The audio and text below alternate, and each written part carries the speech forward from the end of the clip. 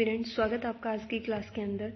जैसा कि आपको पता है हमने one concept one mark series start कर रखी है, तो आज ये हमारी क्लास नंबर 17 है। इस सीरीज के अंदर हम क्या करते हैं कि जितने भी हमारे चैप्टर उसके इंपॉर्टेंट टॉपिक को हम डिस्कस कर रहे हैं, जिसमें से हर बार क्वेश्चन बनते हैं। तो चलिए देखते हैं आज का टॉपिक क्या है। अब आपको पता है कि पिछली क्लास के अंदर हमने थर्मोडायनेमिक्स स्टार्ट किया था, जिसके अंदर हमने कुछ टॉपिक जैसे इंथैल्पी और इंटरनल एनर्जी को डिस्कस किया था। तो आज हम बात करेंगे वर्क के बारे में कि वर्क क्या होता है।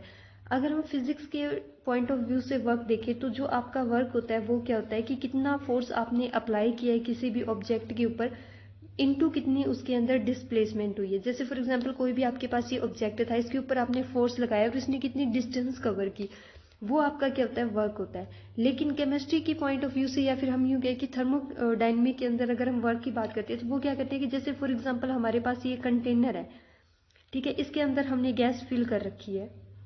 अब क्या इस गैस के ऊपर एक प्रेशर लग रहा है जिसे हम एक्सटर्नल प्रेशर बोलते हैं, पी एक्सटर्नल प्रेशर, जो हमारा जनरली क्या होता है, एटमॉस्फेरिक प्रेशर ही होता है। अब अगर आपका ये पी एक्सटर्नल आपके जो गैस का इंटरनल प्रेशर है उससे ज़्यादा है, तो पी एक्सटर्नल जैसे ही गैस पे लगेगा तो आपकी गैस क्या है, कंप्रेस करेगी, ठीक है, कंप्रेशन होगा आपकी गैस के अंदर। लेकिन अगर आपका पी इंटरनल ज़्यादा है पी एक्सटर्नल से, तो आपकी गैस क्या करेगी, एक्सपेंड करेगी, एक्सपेंशन होगा, गैस एक्सपेंड करेगी। तो अगर हम गैस की टर्म में गैस को लेके वर्क की बात करें कि आपकी गैस ने कितना वर्क किया, तो वो वर्क आपका क्या होता है कि कितना एक्सटर्नल प्रेशर इसके ऊपर लग रहा है, कितना एक्सटर्नल प्रेशर लग रहा है इनटू, अब देखो जब ये एक्सपेंड हो रही है या कंप्रेस हो रही है तो इसके वॉल्यूम के अंदर चेंज आ रहा है, तो कितना चेंज वॉल्यूम के अंदर आ रहा है, चेंज इन वॉल्यूम, ये होता है आपका वर्क। ये वर्क या स्मॉल वर्क देन होता है क्योंकि स्मॉल चेंज आता है वॉल्यूम के अंदर। तो अगर हम इसे निकालें वर्क को, तो ये क्या है, इंटीग्रेट करते हैं हम इसे। मान लो आपका पहले वॉल्यूम V1 था, देन फाइनल में वॉल्यूम आपका V2 है, ठीक है। ये आपका क्या है, पी एक्सटर्नल, क्योंकि स्मॉल चीज को निकालने के लिए इंटीग्रेट ही करते हैं ना हम, जब कोई स्मॉल चीज के अंदर डिफरेंस निकालना हो या कुछ भी, तो इनटू डीवी। अब पी एक्सटर्नल आपका क्या है, कांस्टेंट एक्सटर्नल प्रेशर कांस्टेंट होता है, तो ये इंटीग्रेशन से बाहर आ जाएगा पी एक्सटर्नल। देन हम इंटीग्रेट करेंगे V1 टू ये V1 टू V2, ठीक है, अंदर डीवी। जब आप इसको इंटीग्रेट करोगे तो ये आपका क्या आएगा, यहाँ pressure P external into V2 minus V1। ये V2 माइनस V1 क्या है कि ओवरऑल कितना चेंज हो रहा है आपके वर्क के अंदर। तो इसको हम कैसे लिखते हैं, जो आपका वर्क डन होता है उसको कैसे लिखते हैं, पी एक्सटर्नल, सॉरी ये पी एक्सटर्नल है यहाँ, इंटू डेल्टा वी, कि आपका वॉल्यूम के अंदर कितना चेंज आया है। P external into delta we, कि आपका वॉल्यूम के अंदर कितना चेंज आया है, ये होता है हमारा वर्क। थोड़ा इसको ढंग से लिख देती हूँ कि आपका ये प्रेशर था एक्सटर्नल इंटू डेल्टा वी की वॉल्यूम के अंदर कितना चेंज आ रहा है, तो ये वर्क होता है हमारा। अब क्या, तो इस वर्क के लिए कुछ साइन कन्वेंशन होती है कि अगर वर्क आपके सिस्टम के ऊपर हो रहा है, कि मान लो आपकी गैस कंप्रेस कर रही है तो वर्क ऑन द सिस्टम हो रहा है, तो अगर वर्क ऑन द सिस्टम हो रहा है तो उस केस के अंदर वर्क को हम लेते हैं पॉजिटिव। अगर वर्क बाय द सिस्टम हो रहा है कि आपकी गैस एक्सपेंड कर रही है, तो जो वर्क है वो कौन, आपका सिस्टम कर रहा है, क्योंकि गैस वर्क कर रही है, वो एक्सपेंड कर रही है, तो उस केस के अंदर जो आपका वर्क होता है वो क्या होता है, नेगेटिव होता है। तो ये साइन कन्वेंशन ध्यान में रखना है, ठीक है। तो जनरली वर्क को हम क्या लिख देते हैं, माइनस पी एक्सटर्नल, की ये लेके चलते हैं कि उसका क्या एक्सपेंशन होता है, minus P external into DV, ठीक है। और वर्क को हम मेजर करते हैं जूल के अंदर, इसकी यूनिट क्या है, जूल दे रखी होगी आपको, ठीक है, इतना क्लियर है।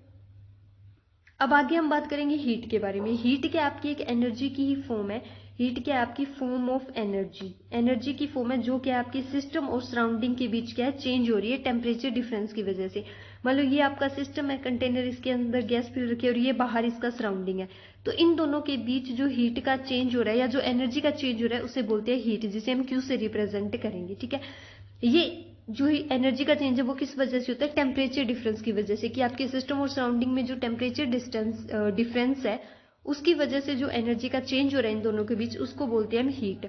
अब हीट के लिए भी साइन कन्वेंशन यूज करते हैं कि अगर आपका सिस्टम हीट एब्जॉर्व कर रहा है सराउंडिंग से तो प्लस आएगा कि सिस्टम ने हीट ली है। अगर आपका सिस्टम सराउंडिंग को हीट दे रहा है, कि आपका सिस्टम हीट लूज कर रहा है, तो उस केस के अंदर आपका नेगेटिव साइन आएगा, ठीक है। एक चीज और याद रखना कि जो आपका वर्क और हीट होती है ना, ये दोनों आपके पाथ फंक्शन होते हैं, ठीक है, क्योंकि ये पूरी प्रोसेस पे डिपेंड करते हैं कि कैसे आपकी पूरी प्रोसेस हुई है, फाइनल इनिशियल से लेके फाइनल स्टेट तक जो पूरी प्रोसेस हो रही है उस प्रोसेस पे डिपेंड करते हैं आपकी डब्ल्यू और क्यू। तो ये क्या है, पाथ फंक्शन है, ये स्टेट फंक्शन नहीं है, ठीक है। देन आगे बात करते हैं, आगे आता है हमारा most important first law of thermodynamic. First law of thermodynamic क्या कहता है कि energy can never be created not destroyed. ये क्या कहते हैं कि एनर्जी को ना तो हम क्रिएट कर सकते हैं ना ही डिस्ट्रॉय कर सकते हैं, बट एनर्जी आपकी क्या है एक फॉर्म से दूसरी फॉर्म के अंदर चेंज होती रहती है। ठीक है, कि उसको हम ना तो नहीं क्रिएट कर सकते ना ही जो आपके पास एनर्जी है उसको डिस्ट्रॉय कर सकते। कहने का मतलब क्या है, जो आपके पूरे सिस्टम की एनर्जी है वो क्या है, कंजर्व रहती है, कांस्टेंट रहती है। तो इसी वजह से इस फर्स्ट लॉ ऑफ थर्मोडायनेमिक्स को हम क्या बोलते हैं, law of conservation of energy भी बोल देते हैं, कि एनर्जी आपके पूरे सिस्टम की क्या है, कंजर्व है, law of conservation of energy. ठीक है, कि सिस्टम की पूरी एनर्जी क्या है आपकी कांस्टेंट है, सिस्टम की पूरी एनर्जी क्या है, कांस्टेंट है, इसको बोलते हैं फर्स्ट लॉ ऑफ थर्मोडायनेमिक्स। ठीक है, अब क्या है कि इसकी मैथमेटिकल फॉर्मेशन देखते हैं कि mathematically first law of thermodynamics को हम कैसे लिखेंगे। अब सपोज करो कि ये हमारे पास एक कंटेनर है, ठीक है, इसके अंदर गैस जो भी फिल कर रखी है, तो इनिशियल में इसकी जो इंटरनल एनर्जी है वो U1 है, मतलब कुछ ना कुछ इसके अंदर की एनर्जी है जिसे हम इंटरनल एनर्जी बोलते हैं।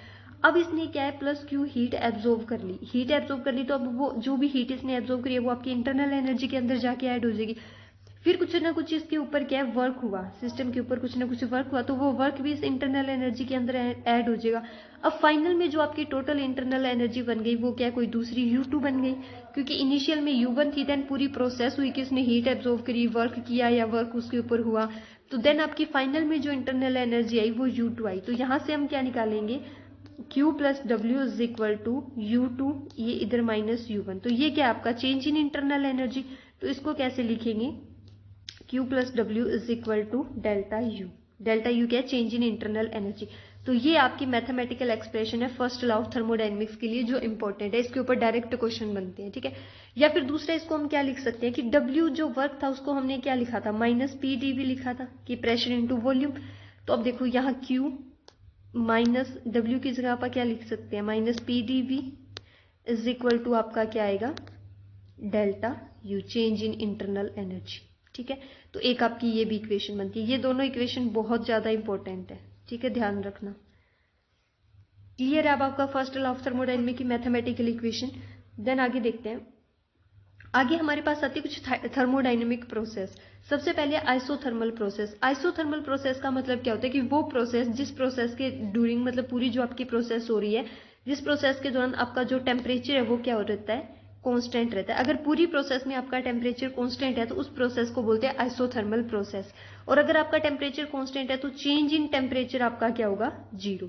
देन आइडियाबैटिक प्रोसेस क्या होती है, जिसके अंदर आपकी हीट कांस्टेंट रहती है। इसको मैं थोड़ा थोड़ा बता रही हूँ क्योंकि ये आगे इंपॉर्टेंट है, आपके जो भी आगे टॉपिक हम डिस्कस करेंगे ना उसमें ये इंपॉर्टेंट है सारी प्रोसेस, तो इसको थोड़ा एक बार मैं रिवाइज टाइप से करवा रही हूँ क्योंकि ये तो आपको पता ही होगा बेसिक प्रोसेस होती है। तो डेल्टा Q भी क्या होगा फिर आपका 0 होगा अगर हीट कांस्टेंट है। ठीक है, अगर हीट आपकी कांस्टेंट है प्रोसेस के दौरान तो उसे बोलेंगे आइडियाबैटिक प्रोसेस। देन नेक्स्ट बात करते हैं, नेक्स्ट आती है हमारे पास आइसोकोरिक प्रोसेस। आइसोकोरिक के अंदर क्या होता है, वॉल्यूम कांस्टेंट होता है। वो प्रोसेस जो पूरी प्रोसेस के दौरान अगर आपका वॉल्यूम कांस्टेंट है तो उसको बोलेंगे आइसोकोरिक प्रोसेस। तो अगर वॉल्यूम कांस्टेंट है तो डेल्टा V क्या होगा, 0। आइसोबारिक प्रोसेस में क्या होता है, प्रेशर कांस्टेंट होता है। ये बस थोड़ा थोड़ा ध्यान रखना कि आइसोथर्मल में टेम्परेचर कांस्टेंट होता है, आइडियाबैटिक में हीट कांस्टेंट होती है, आइसोकोरिक में वॉल्यूम और आइसोबारिक में प्रेशर कांस्टेंट होता है। तो डेल्टा P आपका क्या होगा, 0 होगा। ठीक है, ये आपकी पूरी प्रोसेस आइसोथर्मल प्रोसेस है। एक इसके अंदर और आती है, एक आती है आपकी रिवर्सिबल प्रोसेस। ठीक है, रिवर्सिबल प्रोसेस और एक होती है आपकी इरिवर्सिबल प्रोसेस। ठीक है, रिवर्सिबल और इरिवर्सिबल प्रोसेस क्या होती है, जो रिवर्सिबल प्रोसेस होती है ना वो बहुत ज्यादा स्लो होती है और ये इनफाइनाइट स्टेप के अंदर होती है कि धीरे धीरे आपकी प्रोसेस हो रही होती है, इनफाइनाइट स्टेप में बहुत स्लो प्रोसेस होती है और इसे किसी भी टाइम पर आप क्या रिवर्स कर सकते हो, बैकवर्ड डायरेक्शन के अंदर करवा सकते हो।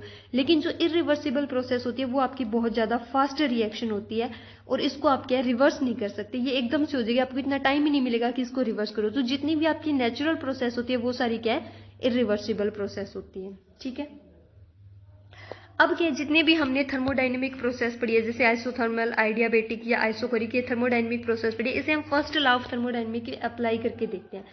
फर्स्ट लॉ क्या था हमारे पास, delta U is equal to Q plus W, यही था। तो सबसे पहले हमने कौन सी पढ़ी थी, आइसोथर्मल प्रोसेस देखी थी। तो आइसोथर्मल में आपका क्या होता है, टेम्परेचर कांस्टेंट होता है। अगर टेम्परेचर कांस्टेंट है तो आपका डेल्टा T क्या है, 0। और एक मैंने आपको बताया था कि जो आपकी इंटरनल एनर्जी होती है वो टेम्परेचर का फंक्शन होती है। तो अगर टेम्परेचर कांस्टेंट है, डेल्टा T 0 है, तो आपकी इंटरनल एनर्जी चेंज भी क्या होगा, 0 होगा। याद रखना आइसोथर्मल प्रोसेस के अंदर आपका डेल्टा यू क्या होता है, 0 होता है। ठीक है, तो अगर डेल्टा यू यहाँ 0 है तो क्या बनेगा, आइसोथर्मल प्रोसेस के लिए देखने हैं कि फर्स्ट लॉ कैसे अप्लाई होता है। या क्या, तो यहाँ क्या होगा कि आपका जो हीट है वो is equal to minus W, क्योंकि जो वर्क है उसको इधर ले आया अपन। तो यहाँ क्या है कि जितनी भी आपका सिस्टम हीट एब्जॉर्व करेगा वो वर्क डन के अंदर यूज होगी, उसका इंटरनल एनर्जी पे कोई इफेक्ट नहीं पड़ेगा। ठीक है, अगर प्रोसेस आपकी आइसोथर्मल है तो। देन नेक्स्ट हम बात करते हैं, सेकंड प्रोसेस क्या थी, आइडियाबैटिक प्रोसेस थी, जिसके अंदर जो आपकी हीट है वो क्या थी, कांस्टेंट थी। मान लो हीट को हम 0 मतलब अब जो चेंज हो रहा था हीट के अंदर वो 0 है, तो इस केस के अंदर आपका delta U is equal to क्या हो जाएगा, डब्ल्यू, क्योंकि यहाँ क्यू क्या हो गया, 0 हो गया, आपकी हीट कांस्टेंट हो गई, इस टर्म को नहीं लिखेंगे। तो अब आपका जो भी इंटरनल एनर्जी के अंदर चेंज हो रहा है वो क्या, वर्क की वजह से हो रहा है, कि जितना भी सिस्टम के ऊपर वर्क हो रहा है या सिस्टम वर्क कर रहा है उसकी वजह से आपका इंटरनल एनर्जी के अंदर चेंज आएगा, हीट का कोई रोल नहीं है। देन थर्ड हमने क्या देखी थी, आइसोकोरिक। आइसोकोरिक के अंदर क्या था, वॉल्यूम कांस्टेंट था। ठीक है, अगर वॉल्यूम कांस्टेंट है तो delta V is equal to क्या होगा, 0। तो अब इस केस के अंदर अप्लाई करो आप फर्स्ट लॉ ऑफ थर्मोडायनेमिक्स। क्या था हमारे पास, क्यों डब्ल्यू को हम क्या लिख सकते हैं, minus P delta D V भी लिख सकते हैं, चेंज इन वॉल्यूम।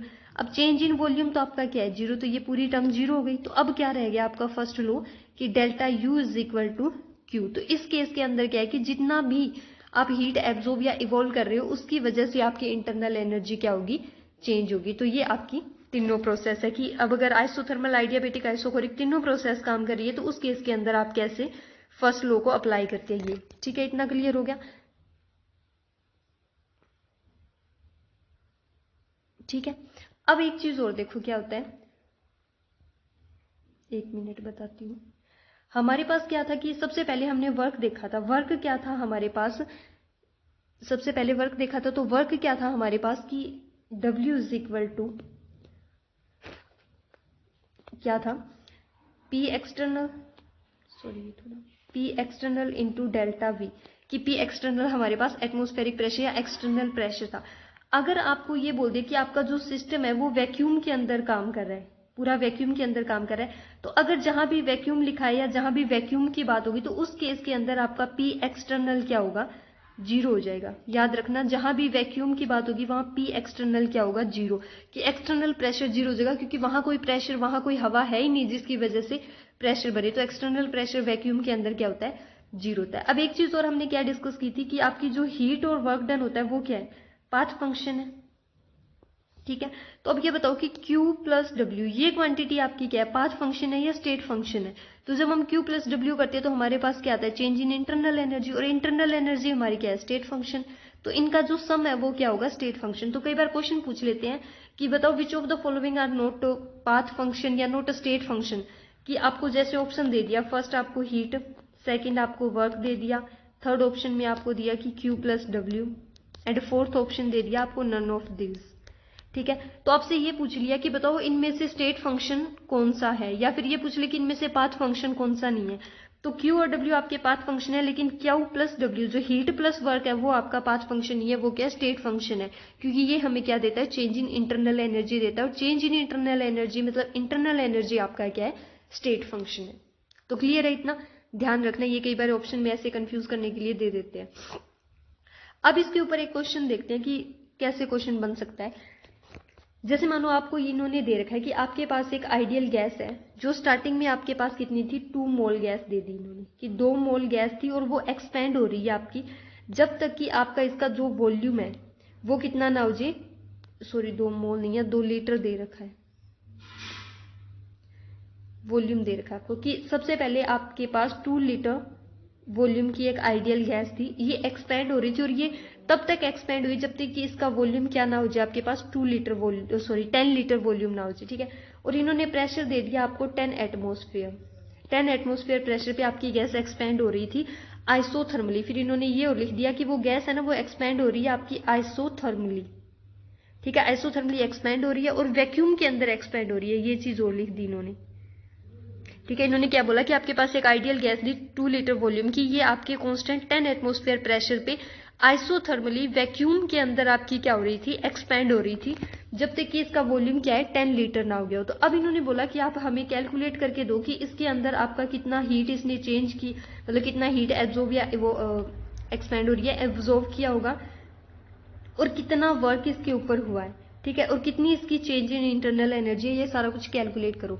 तो सबसे पहले क्वेश्चन देखते हैं, हमें क्या दिखा, आइसोथर्मली हो रही है। अगर प्रोसेस आपकी आइसोथर्मली है तो डेल्टा यू तो क्या होगा, जीरो, मतलब इंटरनल एनर्जी चेंज तो हमारा क्या आ गया, जीरो। अगर डेल्टा यू जीरो है तो फर्स्ट लॉ ऑफ थर्मोडायनेमिक्स के अकॉर्डिंग क्या था हमारे पास, क्यू प्लस डब्ल्यू था। तो अगर ये आपकी जीरो हो गई तो अब क्या है, Q is equal to minus W, यही बचा हमारे पास। तो अब देखो, अब क्या है, डब्ल्यू जो वर्क है उसको हम क्या लिख सकते हैं, P delta we. P delta we क्या है, जो आपका पी एक्सटर्नल प्रेशर। अब सेकंड आप क्वेश्चन पे जरा गौर करो कि इन्होंने क्या दे रखा है कि जो आपकी गैस है वो वैक्यूम के अंदर एक्सपेंड हो रही है। अगर वो वैक्यूम के अंदर एक्सपेंड हो रही है तो आपका ये क्या हो गया, प्रेशर जीरो। अगर प्रेशर जीरो हो गया तो पूरी क्वांटिटी क्या हो गई, जीरो। तो हीट भी क्या है आपकी जीरो, और वर्क भी क्या हो रहा है यहाँ, जीरो।